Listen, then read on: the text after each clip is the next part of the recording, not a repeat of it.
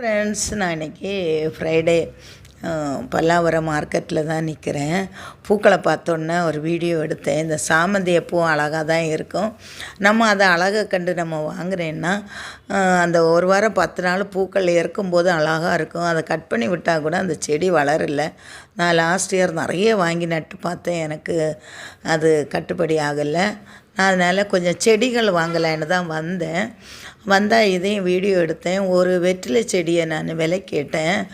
50 ரூபா சொன்னாங்க. சின்ன கருப்பு கவரில் இருந்தது. இங்கெல்லாம் நான் 20-25 ரூபாய்க்கு வாங்குவேன் அந்த செடி. அதனால் இங்கே ரேட்டு கொஞ்சம் ஜாஸ்தியாக இருக்கேன்னு நான் ஓடியே வந்துட்டேன். 3 கட்டு, ஒரு கத்திரி செடியும் 2 கட்டில் சாமந்தியும் வாங்கினேன். ஒன்று 50 ரூபா ஒரு கடையில் சொன்னாங்க, ஒன்றில் 40 சொன்ன இடத்துல 100 கட்டு 100 ரூபாய்க்காக வாங்கினேன்.